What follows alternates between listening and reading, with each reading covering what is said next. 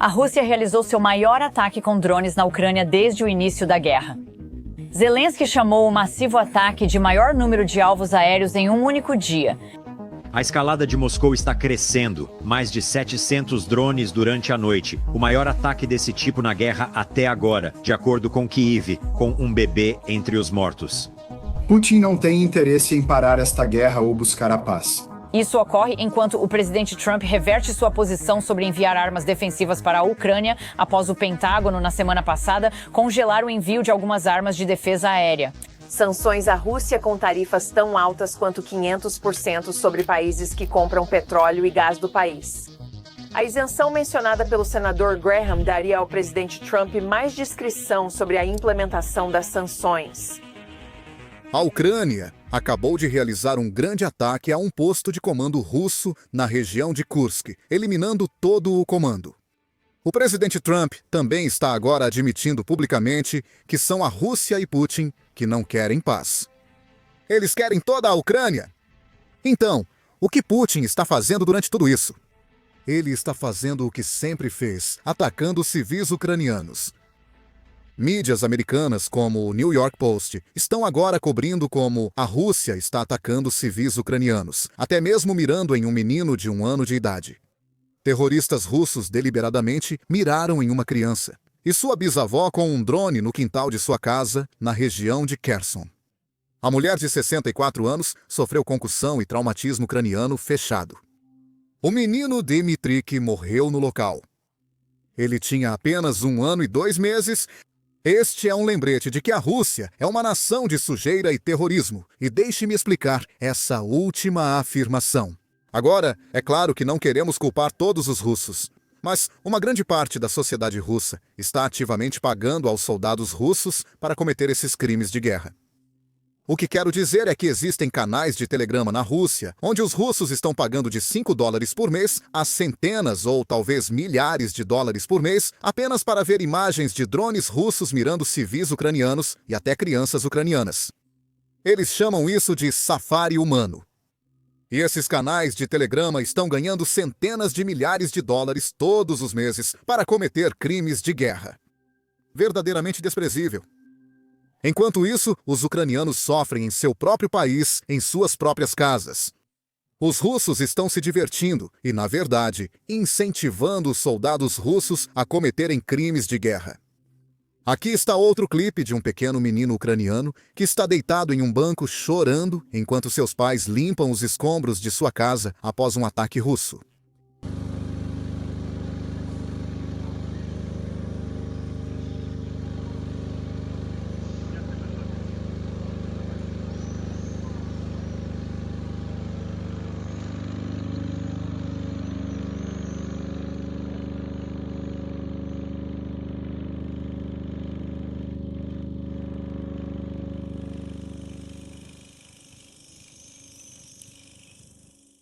Falar sobre canais de telegrama de crimes de guerra é arriscado, especialmente no YouTube, pois não é amigável para os anunciantes. É por isso que o YouTube costuma restringir alguns dos nossos vídeos. Então, se puderem nos ajudar curtindo e se inscrevendo abaixo, realmente nos ajuda a levar essas notícias para mais pessoas. Agora vamos entender por que exatamente a Rússia está ficando tão louca nos últimos dias. Na verdade, nos últimos dias, a Rússia realizou alguns dos maiores ataques de drones desde o início desta guerra, em fevereiro de 2022. A razão é simples. Comandantes russos e blogueiros militares russos que cobrem a guerra no Telegram estão se voltando contra Putin. Eles estão publicamente apontando o fracasso de Putin nesta guerra e estão dizendo quantas baixas a Rússia está sofrendo. Aqui temos um blogueiro militar russo que está dizendo que todo o comando da 155ª Brigada foi dizimado na região de Kursk, após 4 High Mobility Artillery Rocket System ucranianos atingirem com precisão. Ele também reclama da má cobertura de guerra eletrônica e da baixa qualidade dos drones fabricados pelo governo. Vamos ouvir este clipe. Não estão nos informando que o comando inteiro da 155ª Brigada foi dizimado porque 4 High Mobility Artillery Rocket System acertaram o alvo em cheio. Porque nossa guerra eletrônica não está funcionando. E é caro. Eles não compram. Então esses malditos drones, Dobrinha, essa porcaria que não voa, precisa ser refeito. Eu sempre digo que o Cybercheck só voa por 14 minutos sozinho, maldito seja. Ele mal consegue voar. Esse é o tipo de besteira que estamos lidando, pessoal. Não é apenas aquele posto de comando. Mais e mais comandantes russos estão morrendo por toda a Rússia e regiões ocupadas pela Rússia na Ucrânia. Apenas na última semana, fizemos 2 vídeos cobrindo quantos generais russos foram assassinados pelas forças ucranianas. Após o ataque ucraniano em Kursk, mais nomes podem ser adicionados a essa lista. O cardeal russo Sergei Ilyin, comandante da 155ª Brigada de Infantaria Naval, e o capitão de 2ª classe Alexander Shipunov também foram assassinados. Então, para se vingar de um ataque ucraniano a um posto militar, a Rússia está atacando e indo atrás de kits ucranianos. Ao mesmo tempo, a mídia russa está mentindo descaradamente para o povo russo. Como este tipo de notícia está sendo coberta na mídia dos Estados Unidos da América, certamente há mídias russas que também estão noticiando o assunto. Não as estações de televisão estatais ou jornais estatais, mas jornalistas independentes que ainda estão cobrindo alguma verdade sobre essa invasão contínua de Putin. É por isso que a mídia estatal russa agora tem que sair e negar publicamente que, ei, a Rússia não está matando nenhum civil, mesmo que tenhamos provas fotográficas. Conforme discutido anteriormente, o percentual de mortes de civis na Ucrânia é baixo em relação ao total de baixas das Forças Armadas. Por favor, observe esse fato. Quase todas as noites são realizados ataques em grupo massivos, envolvendo centenas de veículos aéreos não tripulados. Soloviev-Roj foi um recorde, 700. Falta apenas um pouco para 1000, mas não há menção de algumas baixas entre a população civil. Eles inevitavelmente teriam sido relatados, e se houver alguma baixa, eles são ou empregados da empresa do Complexo Militar Industrial da Ucrânia ou membros do serviço militar. Então é isso. Claro, às vezes há erros, mas esses são exceções, ocorrências muito raras. Especialmente ataques deliberados a agrupamentos de cidadãos em alvos puramente civis, houve 2 desses casos e ambos foram causados pelo lado ucraniano. E o motivo pelo qual a Rússia está mirando civis ucranianos é porque eles não conseguem atingir os locais militares ucranianos ou obter ganhos significativos nas linhas de frente. É por isso que a única escolha que eles têm é pressionar os civis ucranianos, na esperança de que a Ucrânia se renda por causa disso. Mas, infelizmente, parece que os aliados ucranianos estão se intensificando, enquanto a Rússia está perdendo soldados na linha de frente a uma taxa enorme. Apenas nos últimos 6 meses, eles perderam 100 mil soldados. E isso são mortes, não apenas baixas, não mortes e feridos. São mortes 100 mil. Isso é mais de 500 mortes por dia, e se considerarmos a famosa proporção de 3:1 de baixas para mortes, isso significa que a Rússia provavelmente está sofrendo mais de 2.000 baixas todos os dias. Isso não é sustentável para Putin ou seu regime. Obviamente, a perda de vidas é algo de grande interesse para o presidente. Vale ressaltar que desde janeiro deste ano, por exemplo, apenas para ilustrar o lado russo, eles perderam 100 mil soldados mortos, não feridos, estou me referindo a mortos. Do lado ucraniano, os números são menores, mas ainda muito expressivos. O presidente não gosta de guerras, pois as considera um desperdício de dinheiro e vidas, e deseja que elas cheguem ao fim. Ele fará tudo o que estiver ao seu alcance para acabar com esta guerra e qualquer outra que tenha a oportunidade de encerrar, como já demonstrou no passado. Continuaremos trabalhando nisso. Sabemos que leva tempo e paciência. Os propagandistas russos claramente não estão felizes com essa declaração, especialmente considerando que ela veio logo após o secretário de Estado Rubio se encontrar com o ministro das Relações Exteriores russo, Sergei Lavrov. E então, ele está publicamente apenas dizendo que a Rússia não pode arcar com as pessoas que está matando. Então, essa foi a declaração da chefe da televisão russa, Margarita Algo. Não há maior humilhação ritual para os diplomatas dos Estados Unidos da América do que ter que perecer com os números sem sentido de Zelensky. E tentamos levar essas pessoas a sério. Este é o caso perfeito de não vamos olhar para o que eles dizem, mas sim para o que eles fazem. É assim que os oficiais russos não querem que os cidadãos russos aprendam sobre a verdade da guerra que, assim que os oficiais dos Estados Unidos da América começaram a fazer comentários negativos sobre a Rússia, a censura no país aumentou. A internet móvel está fora do ar em 35 regiões hoje, 50 milhões de pessoas, aproximadamente 35% da população. Algumas áreas estão sem internet há uma semana agora. As regiões em tons mais escuros de vermelho também não têm conectividade celular. A Rússia não quer que seu povo descubra o que está acontecendo. As más notícias para os funcionários russos continuam aumentando. Isso é o que o presidente Trump disse esta manhã. Tom, é verdade. O presidente disse estar desapontado com a Rússia e que fará uma importante declaração sobre o país na segunda-feira. Quando pressionado, ele não revelou o conteúdo da declaração. O presidente também afirmou ter feito um acordo hoje com a OTAN, no qual os Estados Unidos da América enviarão armas para a Ucrânia através da aliança. E a OTAN está, citação, pagando por essas armas 100%, incluindo as defesas aéreas Patriot que a Ucrânia tem pedido e que a OTAN irá distribuí-las. Contatamos a OTAN esta noite. Sem resposta ainda, Tom. Aqui estão mais detalhes sobre as armas que os Estados Unidos da América estarão enviando. O presidente Trump aprovou pela primeira vez o envio de 300 milhões de dólares em ajuda militar para a Ucrânia. O pacote pode incluir interceptores de mísseis Patriot e foguetes Guided Multiple Launch Rocket System para High Mobility Artillery Rocket System. A Ucrânia necessita urgentemente de mísseis Patriot. Uma decisão final sobre o equipamento exato é esperada amanhã durante a reunião da administração. A administração Trump usará a autoridade de redução presidencial que permite transferências rápidas de armas dos estoques militares existentes dos Estados Unidos da América em emergências. Sob o programa PDA, restam 3 bilhões e 86 milhões de dólares americanos disponíveis para a Ucrânia. Desde a invasão russa, o Congresso americano aprovou quase 175 bilhões de dólares americanos em ajuda e assistência militar para a Ucrânia e seus aliados. Os detalhes exatos serão divulgados hoje e traremos isso para vocês amanhã.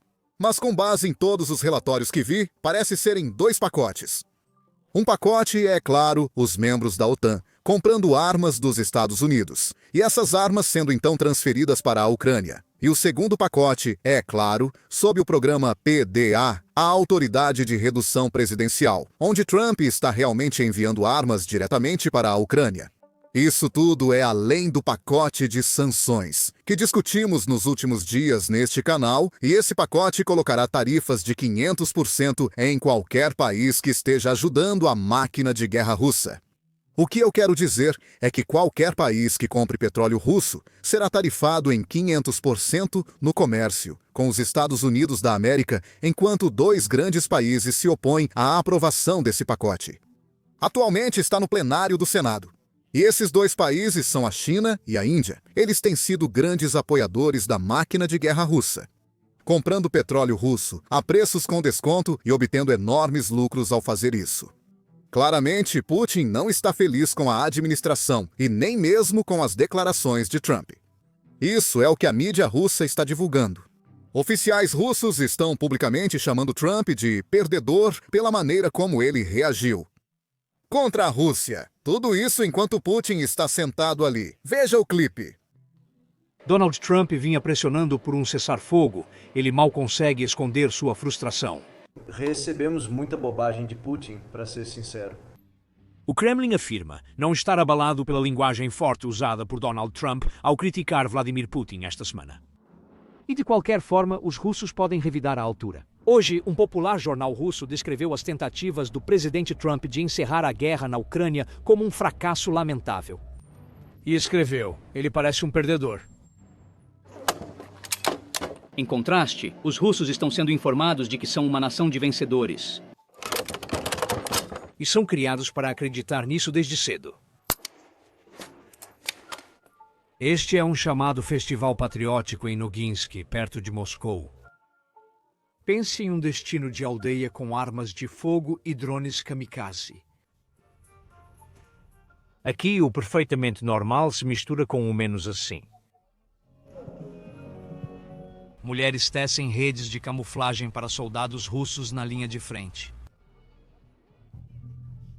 Isso definitivamente terminará em nossa vitória, diz Valentina. Caso contrário, qual o propósito de tudo isso? Aquela última declaração foi importante. A Rússia será vitoriosa, senão não estaríamos fazendo isso. Essa é a mentalidade dos apoiadores de Putin na Rússia. Isso é algo que o próprio Putin construiu, e agora está se tornando um problema para ele. Porque no início desta operação militar especial, ele disse que a Rússia teria Kiev em 3 dias, em 72 horas. E desde então, ele tem afirmado que as forças russas estão vencendo e avançando nas linhas de frente. Ele não pode aceitar a derrota agora, pois isso arriscaria sua base de poder e apoio no país. É por isso que, mesmo com todas as perdas, a Rússia está avançando e partindo para uma última ofensiva. Aqui estão mais detalhes. O popular correspondente militar russo, Maxim, prevê que esta ofensiva de verão será a última da Rússia, antes que sua economia desabe junto com sua capacidade de fazer guerra. Este texto apareceu no canal privado Scout. O Estado-Maior entregou a Putin um plano para uma ofensiva no final do verão.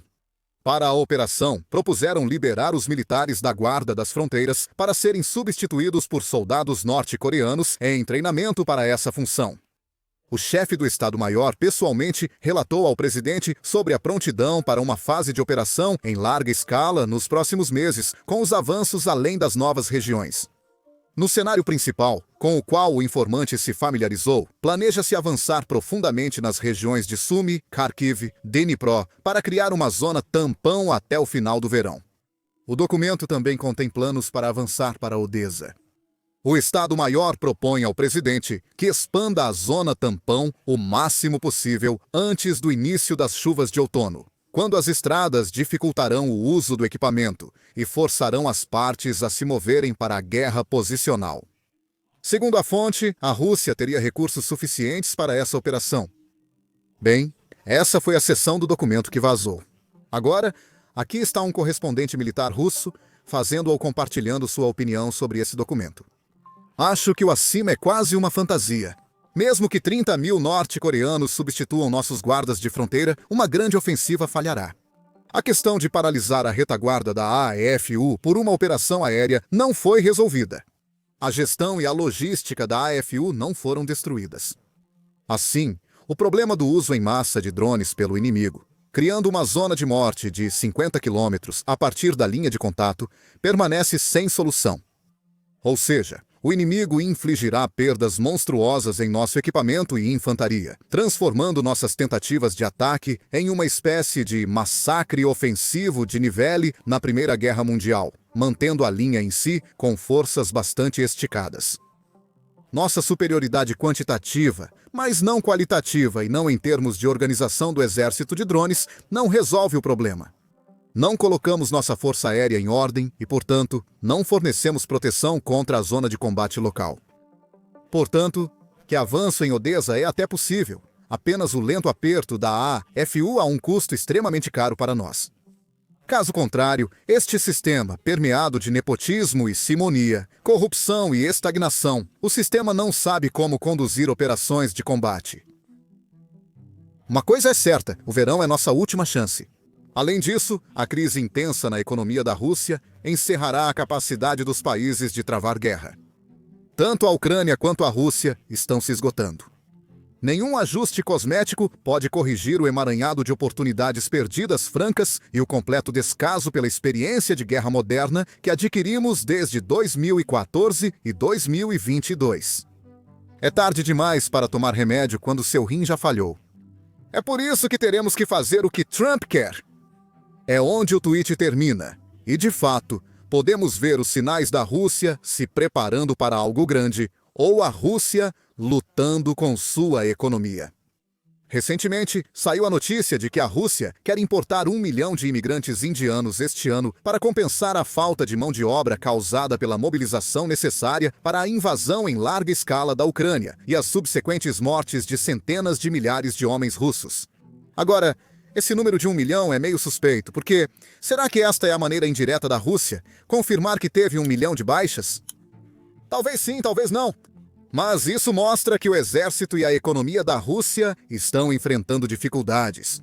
É por isso que eles pedem ajuda à Coreia do Norte e compram armas e mísseis do Irã.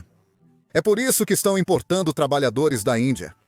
A economia ou o exército russo não podem se manter por muito mais tempo.